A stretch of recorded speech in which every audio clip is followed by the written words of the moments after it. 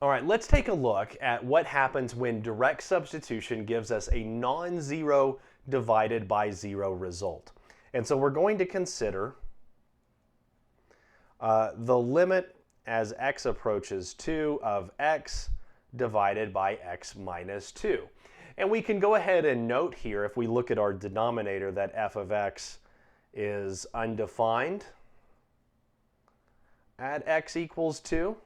But as we've seen with the evaluation of limits, just because it's undefined at 2 doesn't mean the limit as x approaches 2 doesn't exist. But if I substitute 2 into this function, then I get 2 in the numerator, I get 0 in the denominator. So because it takes this form of 2 divided by 0, then I can go ahead and say, without even having to do a graph or a table like we've done in the past, that f of x has a vertical asymptote at the vertical line x equals 2. Because that was where we were trying to evaluate the limit. We got 2 divided by 0. That tells us automatically that this is true. Now we did talk about, and I want to kind of just show you one way of thinking about this. We did talk about, when we talked about vertical asymptotes, that we can use our one-sided limits to describe the unboundedness of it, whether it's going towards positive infinity or negative infinity. And so what I want to look at is I do want to go ahead and look at these one-sided limits. So let's look at the limit as x approaches 2 from below. Let's say that I've named this function here f of x. Well, the limit as x approaches 2 from below. I can look at this through the idea of what am I getting as I plug in 2 from values just less than 2.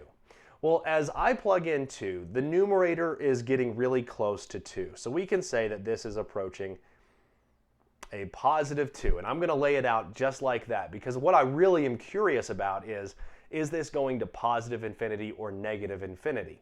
So I'm really more interested in the fact that it's positive than the fact that it's 2. If I look at the denominator, this is the part I really want to focus on.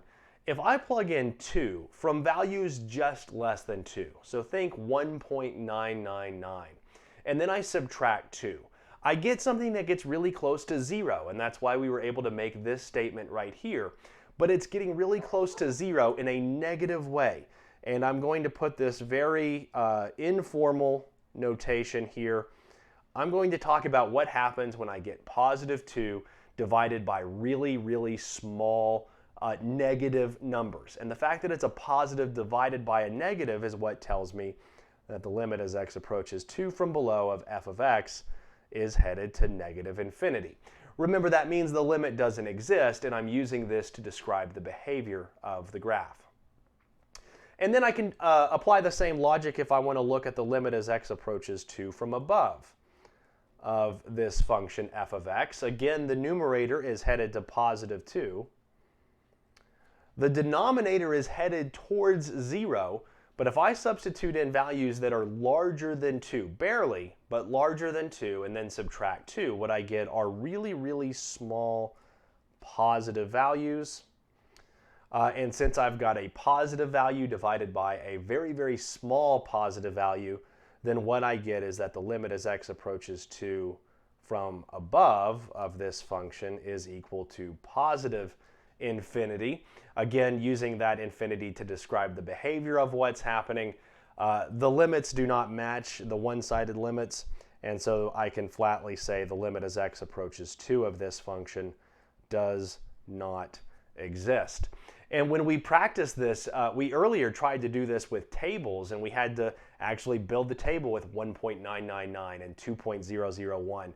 This can all happen intuitively for us, where we can say it has a vertical asymptote, we can look at the one-sided limits, and then we can also say that the limit doesn't exist.